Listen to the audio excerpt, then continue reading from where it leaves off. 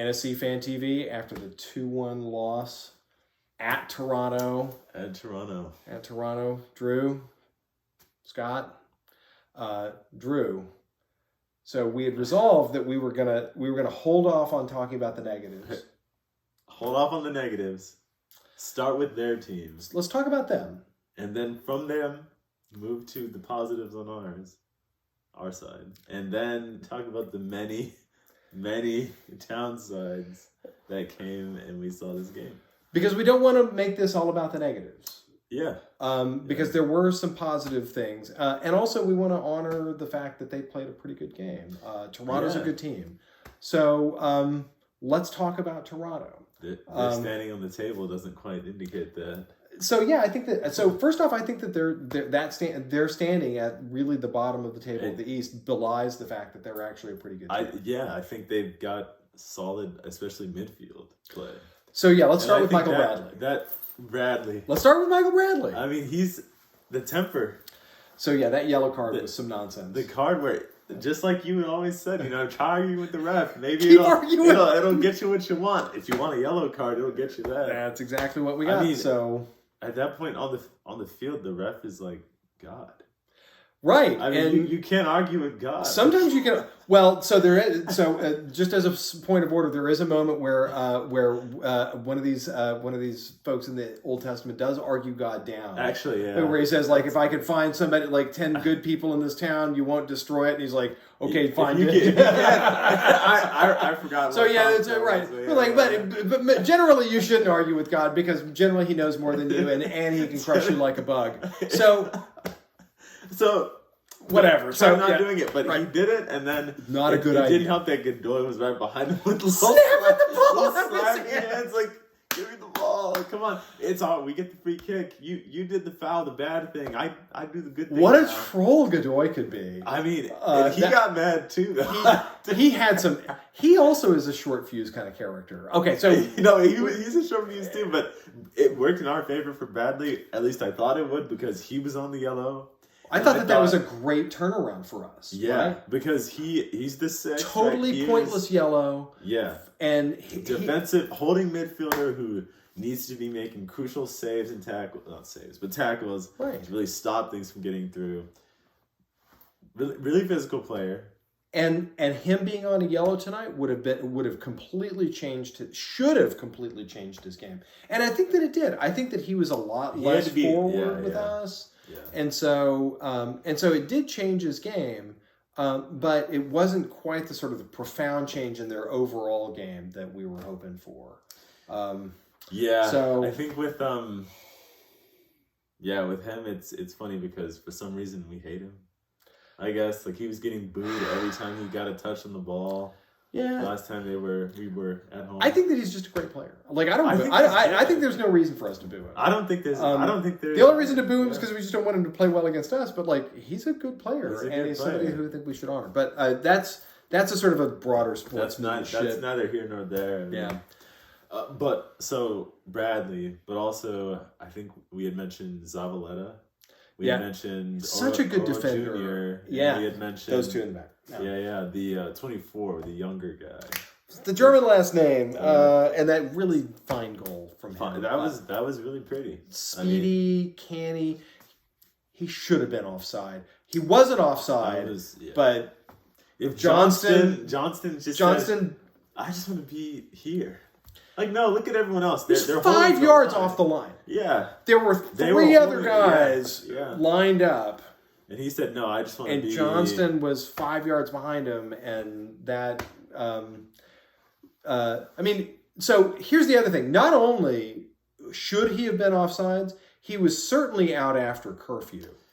Because he looks like he's 12. I'm stealing the joke. But after he got called off, subbed out, he went to do his homework, right? Yeah, that's exactly. Wait, it's not a school night. It's not a school night. Hey, mom, it's not a school night. I can do it tomorrow. Okay, fine. So, I mean, yeah, but who came on for him? But none other than... Oh, what's his name? He had the really great free spot kick. And that's going to bother me. That's going to bother me that I forgot his name. Yeah. 30, right? Yeah, and he had a great spot kick. And so, kudos to them to being able to fool us twice, because fucking shame on us. Shame on us. Fool me once, shame on me. Fool me twice. Shame on... Fool me once, shame on me. It's like, we should be able to prepare for nonsense like that. It's like fool me once, shame on you. Fool me twice, you never fool me again. You're putting the George Bush in there. You'll never fool me again. Can't get fooled again. Well, damn it, they fooled us again. They fooled us twice.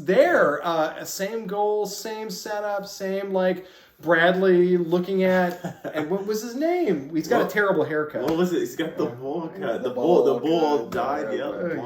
Yeah. What's his name? Yeah, I keep wanting to say Bedoya, but that's the midfielder for Philadelphia. Regardless, he had a nice game. He's a silky player, and he fucking got us. But now here's the other problem with this. Starting to build up to talk a little bit about us. Because that ball dropped in. Zimmerman saw it coming in, jumped, and it dropped just over his head. And I wanted to say at that point, I know we're not doing negatives, but he went a little early. I'm not saying it's his fault, because I think it was actually Sapong who was supposed to be marking. So this is an interesting thing. We watched the end of the game interviews, and Sapong seemed to put it on himself that he had to be the marker on that. A goal for a goal. That's a good point. A goal for a goal. That's a good point. Yeah, so when it came in, Sapong wasn't even in the frame of the picture for that. So he looked like he completely lost his man, because the ball went over Zimmerman's head and it dropped and he happened to be on that left side of the Romney was on the other side of it. So my thought whenever I was watching it was that Romney had lost him in the mix up, and it maybe even pulled up given the fact that the ball was dropping so precipitously, and thought that Zimmerman had it. No, the dip is actually, that's probably what did it. Yeah. The fact that it just had it dropped so fast. It dropped down, and at that point, So it was a very nice, and so it was a really, really well played ball. And so kudos to them. Kudos to them for getting us twice on that. And kudos to them as well for the very early goal by the youngster. Because it meant we were chasing the game for 50 minutes. We chased the game for 50 minutes. We went into the first half down a goal, which I thought, fine, okay. Especially because they started off by just holding back. They didn't really push forward. They almost seemed like they were fine with the 1-0. They just wanted to park the bus. So I have to say that once we got that goal, I even said I'm feeling a little greedy. Yeah. Because I thought that we chased the game and really pretty much controlled the game once they got their goal. And I was like, these guys are done. These guys, now that we've got this goal, they're going to break, and we're going to... This might end up being 3-1, I thought. Yeah. Because... But they turned on a dime. As soon as... Because at first I thought, oh, great. They're just going to hold back, park the bus. We're going to end up breaking through, and then we'll be fine, right? But no, instead, as soon as we scored, they say, oh, 1-1, perfect. We're at home. We want the 3 points. And they got it. They got it. Yeah. And they got it. And so... but how they got it seems almost... It's weird, because when you... Thinking back to it, since we've had a bit of critical distance from it... Yeah. Really... They go for this really quick set piece that worked on us last time, that they definitely tried on the training grounds, and it worked again. It's right off the training pitch. So that happens. But the way that was scored, that was almost, it's not cheap, but it felt cheap. But here's the thing. They could have scored from open play given how the game was going. Because they were hustling so hard after we scored. They turned everything around once that ball went in their goal. They were like, okay, well, now we're playing to win. Yeah, no, they wanted to win, And I think it's not that we weren't, but it's just that the midfield, So let's talk about... Let's talk about the disappointment with the midfield play. Okay, so skip the positives. We're going to skip the positives. Okay. I'm done.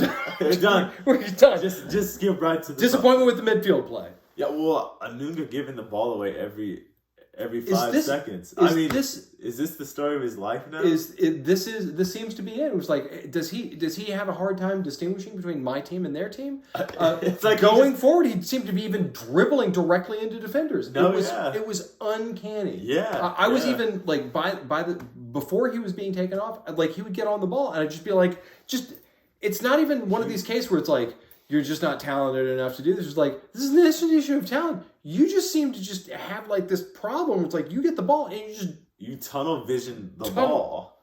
Like he will just look and so terrible. He'll flick it over to their team. Yeah. I mean, that was really frustrating. I thought that, and so I thought Johnston. I mean, for one, not getting back and holding the line, just being way out wherever he wanted to be. The offside trap problem. That wasn't his best game either. I mean, that's not a great game. That's one of the reasons he got pulled for an attacker. I mean, well, yeah. I mean, right. So Loba came on the field and never touched the ball by my estimate. Well, if he did touch the ball, it was insignificant things that didn't matter. Jonder did touch the ball. Jonder did touch the ball. You were saying that there was some positive impact. I think that there was some positive impact from Jonder. So I think that Cadiz had he once poached a ball off their defense, and then another time while they were kind of playing out of their back and kind of goofing around and trying to expend some minutes, forced him into a bad pass. So I think that he actually had a positive influence on the game. I didn't see anything from Loba tonight. I saw nothing. Granted, they were really only out for 9-10 minutes. I have to be fair. You put in for 9-10 minutes. Given the way we were playing, given the scrambled chicken head cut off midfield play, I kind of get why Loba didn't get a shot. Yeah. The reason why is because he was supposed to be in like the striker spot, to my understanding, and the midfield couldn't get the ball to anyone. Midfield could not consistently get the ball to anyone. And if Jonder did get any break forward, it would just get scooped up easily by like. So we were consistently getting the ball to them. That's the Anunga problem. Or we were dribbling the ball and for the most part just passing it laterally. This is now again. I think that Godoy has positive influences on the game, but he also is somebody who can be mistake prone. I think that a number of times him going forward had some mistakes.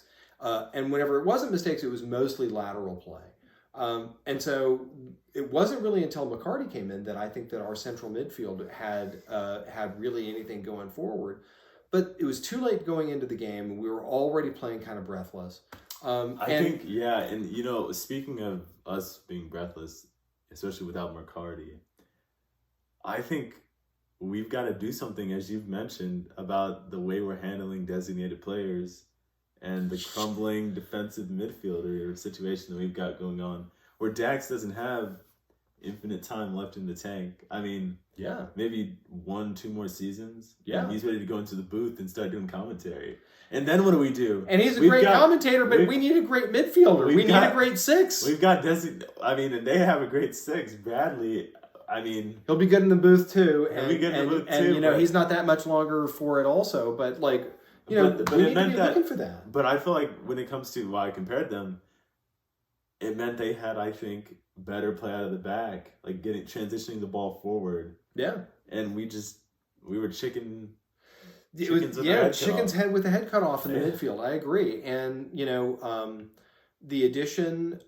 So we had Taylor Washington playing on the outside on the left, and we had Johnston playing third center back.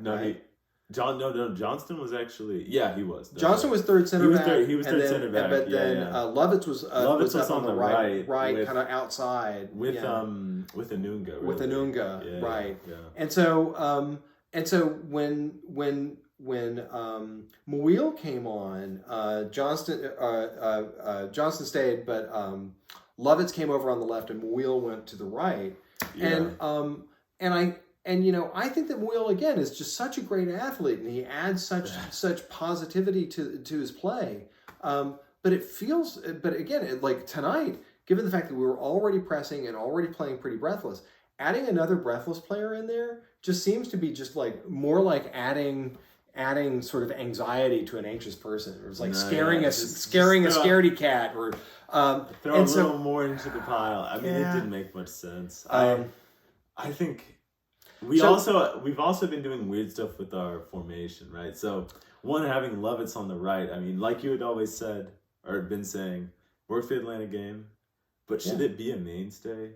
I mean, it means he has to drift towards the center more. This was your insight. And I think it's a good insight. He does play good in the center, and it has paid some dividends. I was going to say it can pay off, but at the same time, it's tough because who else do you have to run down the left wing and just send crosses in? Really. So I don't think that Washington did that tonight. I don't think that Washington played that role tonight, and maybe that wasn't his job. Given the fact that we had 3 in the front, maybe that wasn't Washington's job. But what was his job? It didn't look like. I mean, it didn't look like we used. And this is this has been a consistent issue with him on that outside. I was going to say this is totally unused. This is something Emma saw. Yeah, do they just not like him? I don't know. Does he just like got the cheese touch? Like he can't. He doesn't. Yeah, I don't know why Washington wasn't getting the ball. And it did look like whenever Lovitz moved on to the left, we actually had a kind of some paths that were being used there. Look, Washington seems to be great coming back. He seems to be able to have a good touch. Yeah. I don't know what happens whenever he gets out on that outside and we ask folks to be sending the ball to him. He just seems to be unused. And so it's not that he had a bad game. It's that he had almost no game. There was almost no game. I mean, and I'm also wondering now that we've had, like I said, a critical distance, to think about the subs and the way they were handled and what time they came on. Why did Johnston not come off earlier for Miller? I think that could have been could have been in the cards. But I get wanting to go because at a certain point, I think Gary Smith, which is funny to see him do, subbing off a defender for an attack. For an attacker. Like that's rare, right? That's a rare he wanted the 3 points. He wanted at least a point. At least a point. And I think that's a better way to put it. At least I think that look, I endorse the late changes. Okay. I think that the early changes were ones that I had some issues with. Okay. And one of them was, do you know who was essential to us coming with that roaring back, come from behind win against Toronto here, whenever we were down against them? Okay. Luke Hackinson. And we saw neither hide nor hair. They even mentioned him in the commentary with the brace. Yeah. And so we saw, and so look, I don't know what the story is. Don't know anything about that. I don't know anything about whether or not he's doing well in practice or whether or not he's on the outs with anybody or anything. I have no idea about why he wasn't even. But look, he was their kryptonite whenever they were here in Nashville. Yeah. And so where was he? Where was he? It did look like we had some openings for him. And so why was he not on the field? So look, I think that the substitution, bringing Alex Muil in, had some positives, but I think that one of those outside winger spots could have been Luke Hackinson instead of Muil. And again, he seems to have he has their number. So I don't know why. I don't know why we didn't see him. I have no clue. Because Alex Muil was not the solution. And I get wanting to keep Dax back because we're playing a lot of away games. We're going to be playing this Wednesday against Inter Miami, right? We need to beat them. And we have to beat them. I mean, but so I get the idea behind keeping Dax, reserved and then playing him later. But use him for the 3 point. Get the 3 points where you can get the 3 points. If you wanted the 3 points, get the 3 points where you can get the 3 points. I don't see why he came on so late.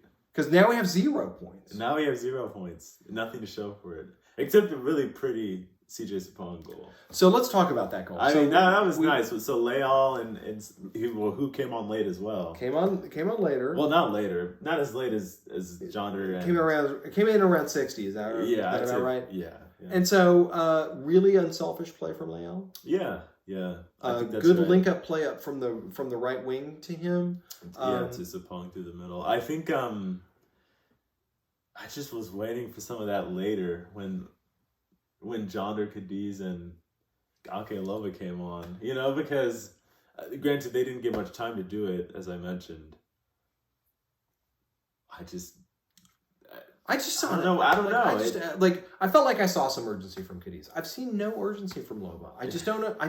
He didn't get it. I don't even think he got a single touch the whole game. And if he did, I didn't care. If he did, it wasn't impactful. Like, it wasn't. I didn't remember it. Yeah. So okay. So let's also pull back and say, look,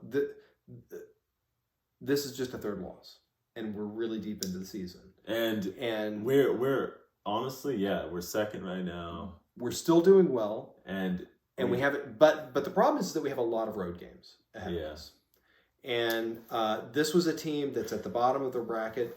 We think unjustifiably, or at the very least, there's something that's belied about that team being as low as they are in the bracket. They've had some bad turns of luck. So Akinola's off the roster. That's right. I can't even. Altidor's off their roster. And so, look, I mean, some of their very best strikers are not playing for them, and so we can understand why they're not at the top of the table or doing as well as they normally do. But this was an occasion for us to get 3 points. And not only did we not get 3 points, because, a month ago we watched effectively this game. And we got a tie, and we said it feels like a loss. It felt like a loss. It felt like a loss, and it was a tie. But now I disagree with former me. Okay. You know why? Why? Because now I have suffered a loss at their hands. And it feels so much suckier than just a non-great tie. That was a draw. That was a draw, and you got a point, and it was stung because they came back. They came back, but we got a point out of it. But it wasn't a loss. I think a point would have helped cushion the blow against a potential Orlando win, too. Yeah. I think tomorrow they play, right? Yeah, so... let's just hope that Orlando loses, because it's 3 points between us and them now. That's right. We're ahead on wins, which could help later. And we've still got a game on, them even after they have a game. Even after they play. So that's one of the benefits, is that we've got some other chances. But again, we have a lot of road games ahead of us. I mean, I think that we only have 3 home games out of the last 7 or 8 games to play. So our hopes for near the top of the table are still good. I think they're still good, but and the other part of that hope was that, look, we've got a lot of road games, but a lot of the road games are against bottom of the table teams, against Cincinnati, Toronto, and Inter is low on the table. Inter's a little lower on the table, and Chicago, we play Chicago away. Right. And so, look, despite the fact that we've got away games, we're playing away games against teams at the bottom of the table. So that does create a possibility of some more points. But here we were playing a bottom of the table team, and they snatch a 3 on us. And so, and to what avail? I mean, on their part, they're not. I don't think they're going to get into the playoffs. They're not going to the playoffs. They just wanted to stick their thumb in our eye, and they wanted to get a win in front of their fans and in front of their ultras. I mean, yeah. And so... and they did it. I mean... And they did. Yeah. What were they playing for except to just shove it in our faces? And they won. Yeah. Well, you know what? They play. You don't play to lose. Oh, that's true. Yeah. That's true. I mean, I guess we should have been playing to win. We should have been playing to win.